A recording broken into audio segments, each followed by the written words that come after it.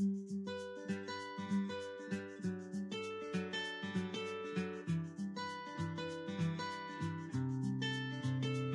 day to you and welcome. This is Keith Maynard and Jenny Crane saying hello from Swan TV. Swan TV, established in May 2011, is the first social enterprise local internet TV station where we aim to bring you the very best quality broadcast professionally made in Wales. Yes, absolutely. Swan TV is the online television station offering a unique service specifically to the Swansea Bay area. Now, with Swansea as the hub, the station covers all of the Gower, across the bay to Neath and Port Talbot, then out to Llanelli and up to Carmarthen. The station concentrates and focuses on issues and items newsworthy within the catchment area. Swan TV offers all enterprises, whether commercial or community, the chance to promote themselves, to advertise products and services to not only a local but also a global audience. And with the continuous technological advances, great marketing ideas can be effectively communicated through this medium. Yes, Swan TV is committed to community projects, bringing the local population together and helping voluntary and charity organisations to develop their profiles. And we want to hear your news and your views. Now, in today's show, we are meeting several different people. Geraint Davies, the local Member of Parliament for Swansea West. We'll also be chatting to Nick Bradley, who's the Council Member for Regeneration from Swansea Council, and also a very, very interesting gentleman indeed, Jeff Hayden, who looks after and owns the Dylan Thomas House, and who recently had a very special guest, the Prince of Wales, joining there. It's now time to meet our first guest. Shall we say hello to Geraint Davies, the Member of Parliament for Swansea West? Absolutely. Welcome. Hello, good to see you. Welcome. Hello, Jen. Actually, you're the first ever guest on the Bay Live show. A big round of applause. Absolutely. There we go. Thanks so much. Now, Geraint, you're a local man. You have children that attend the local schools. You've worked in a public relations organisation, had your own business. Well, I mean, I see myself as a person championing Swansea in Westminster and elsewhere. I work with the council and the assembly and others, universities, for instance, business, to try and bring business and jobs to Swansea. Yeah. So, for instance, I was, in a leading role for the electrification of the railways here. I've been recently trying to get Bob Dylan to come here to commemorate Dylan Thomas. Mm-hmm. So it's a matter of putting Swansea on the map, on the back of where we are, partly because of the Swans football keeping us up there in terms of public awareness. I mean, what are the things for you that really, really shout Swansea as being a place where you want to see business, where you want to see success? What is it for you? My family's been here for 5 generations, and clearly Swansea, in a way, could do much more. I feel to herald the way. It's a great place for people to invest. It hasn't got the cost and congestion of London. Now you can hook up to the World Wide Web. You've got speedier trains. Obviously it's things like the great football club that puts us on the map, but the universities are doing very, very well. Second university campus coming forward. So there's a lot of reasons multinational companies and small business should be wanting to locate here. So because surely it's better sit here with your maybe small business selling things off the web, looking at the beautiful Swansea Bay than stuck in London, frankly. Oh, yeah, absolutely. Yeah. I miss home a lot because I live up in London, but I'm a Welsh girl through and through, so I miss it. Now, talking about the electrification of the trains, please tell me that we're going to get faster, speedier services going up to Paddington. This is something you've been heavily involved in Parliament, isn't it? Yeah, well, a year or so ago, the government said, well, we're not going to electrify beyond Cardiff, and we clearly, in Swansea, want to be part of the European electrified network eventually. Yeah. It's going to cut 20 minutes off the travel time. Oh. We're also looking at more frequent trains, so, when you arrive at the station, you don't have to hang around waiting for the next train to London. Yeah. And we'll have a new generation of trains. It looks like they'll be arriving in 2018, which is a couple of years early. Absolutely. Oh, but very quickly, though, regarding the Bob Dylan, you mentioned about the Bob Dylan. What's the connection with this? Because there's this talk about this concert happening, isn't there, in Swansea? Yeah, well, you probably know, and your viewers may know that Bob Dylan took his name after Dylan Thomas, and because of that, we've got the Dylan Thomas centenary celebration. Because he was Bob Zimmerman originally, wasn't he? That's right, yeah. So I wrote a letter through Sony Music, an email, say, well, would he be willing to come and do a concert in 2014? At the football stadium? At the Liberty Stadium, exactly. And maybe, weave some of Dylan Thomas's work into his music. Yeah. And there was a positive response from Sony, who said, well, we'll put this to Mr. Dylan and his management.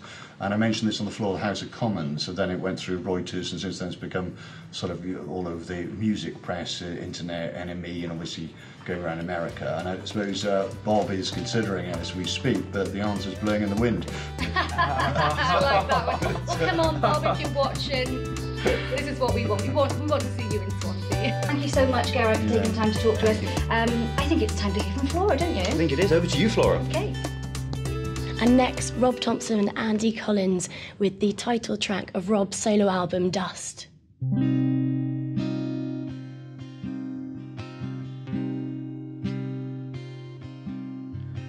Honey, it's you. Honey, it's you. I've seen your face around. Now it's raining blue. Look in your eyes. I can't look in your eyes. There's something coming down. Even the moon is crying. Dust is kicking up.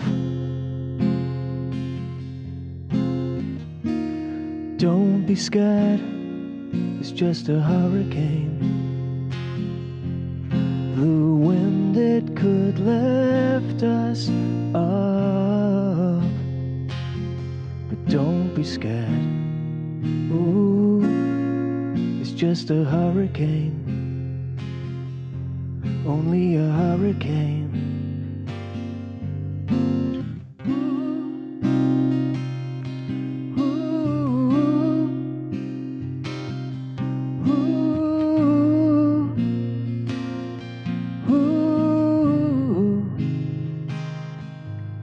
There's a hole in the sky. There's a hole in the sky. Everything's coming out, and you're the reason why. Just look in your eyes. If I could just look in your eyes. If you could drag me down into the swirling tide. Dust is kicking up. Don't be scared, it's just a hurricane. The wind, it could lift us up. But don't be scared, ooh, it's just a hurricane. Oh, the dust is kicking up. Don't be scared, it's just a hurricane. The wind, it could lift us up.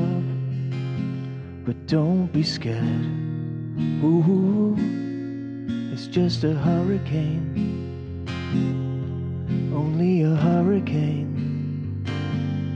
Ooh, ooh, ooh, ooh.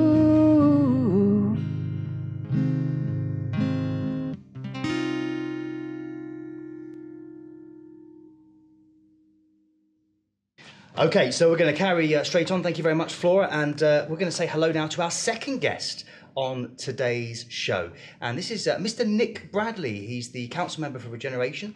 And it's interesting because many people think of Swansea as the graveyard of ambition.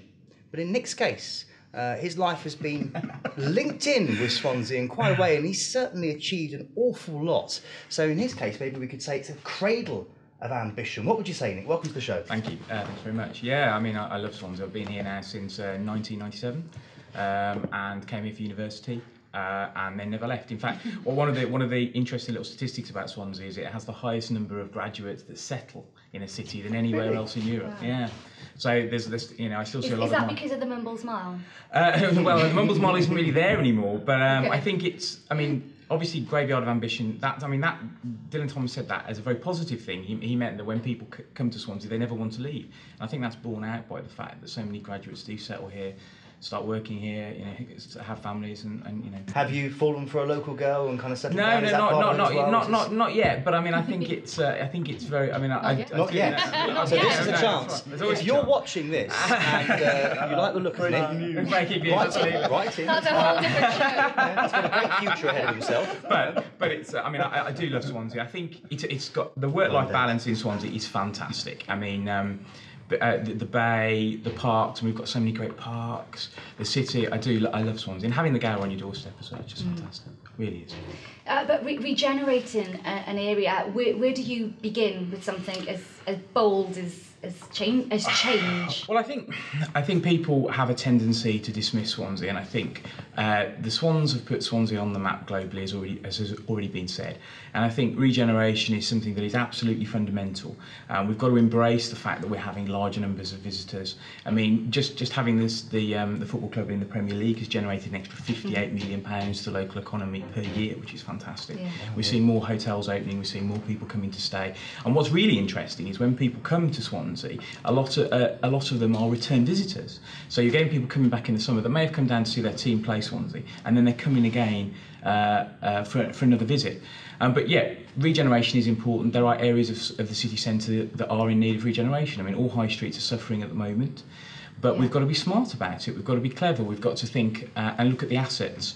We've got to make the connection between the sea and the city centre a lot clearer.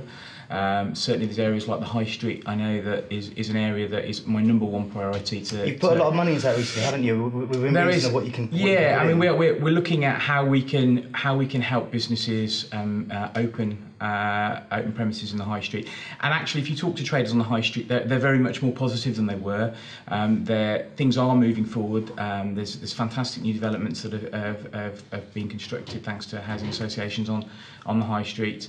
And I think it's an exciting time. I really believe that we're kind of at that cusp now where the balance has started to be tipped, and I think businesses are starting to grow again, and we're looking at seeing how the development can grow in Swansea. And I think in 3, 5, 7 years' time, people won't be able to recognise the city.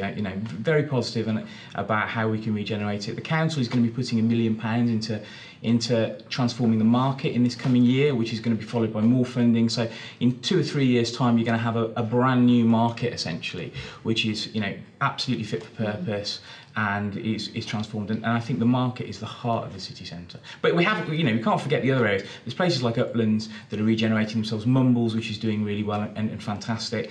And there are all sorts of little places all over Swansea and the Gower that are doing fantastically well. Well, it seems that the right man is in the right job, because you're very passionate about it, and I guess with passion then becomes the regeneration, which sees the changes. And you said 7, 10 years time. Yeah, absolutely. I mean, I think the future is really bright. I think the regeneration of Swansea has happened, and I think what's really good is it's about partnership working. It's about regional working. The MP Geraint has already mentioned about how we work together. We work together particularly well, and I think that's it.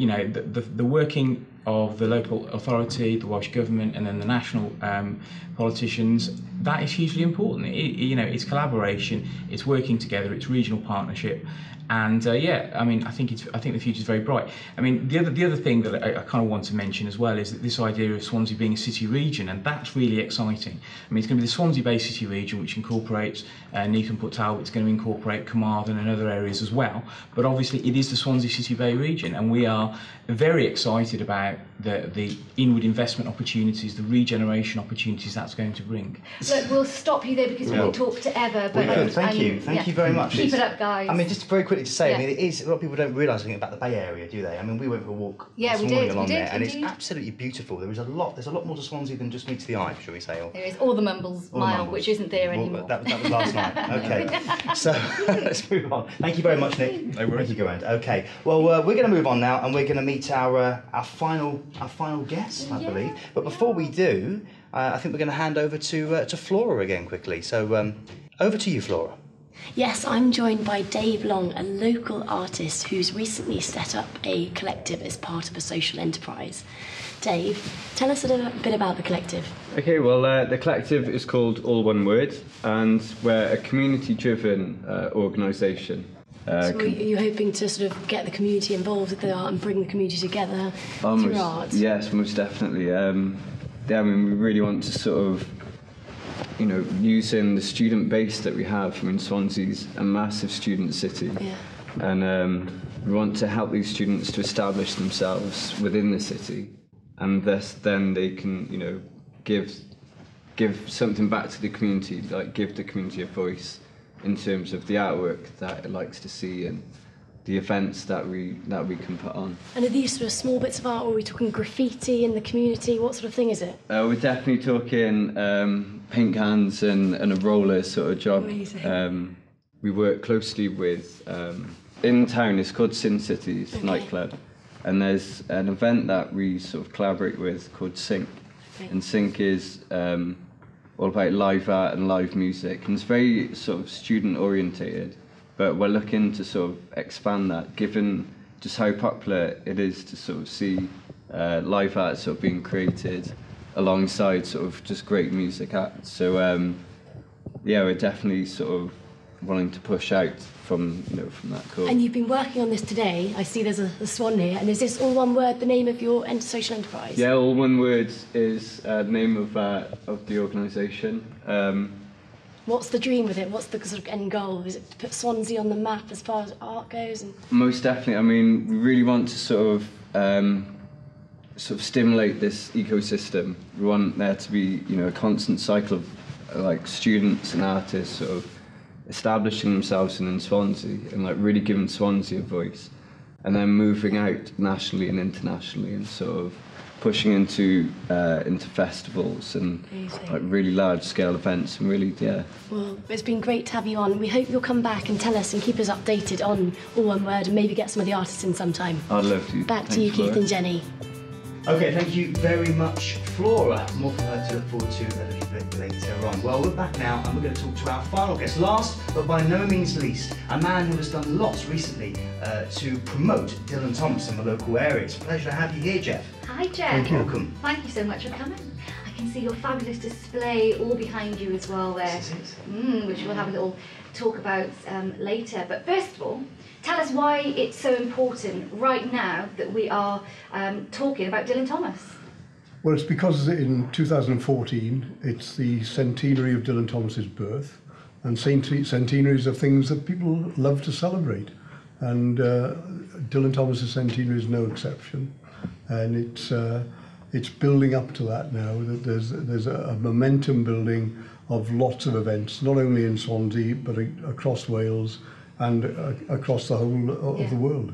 This ties in very well with the whole kind of regeneration, the whole kind of pushing Swansea out there, doesn't it? Because obviously of Dylan Thomas's links with Swansea itself, and I believe, am I right in thinking that you purchased his house and you kind of you regenerated it yourself? You restored it. We have regenerated it. We've taken it from what I would describe as a bad student bedsit.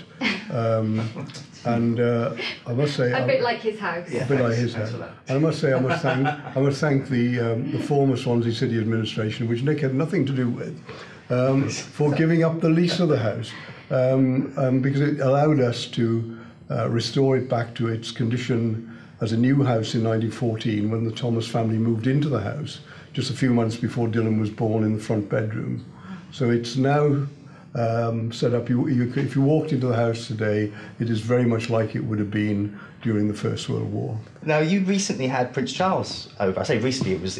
When was it? It was last year or It was last December. last December? Wow. Yeah. What did he say about your lovely house? Well, the first thing he said, I did say to him that he said, "You've done a lot of work to it." I said, "Yes, it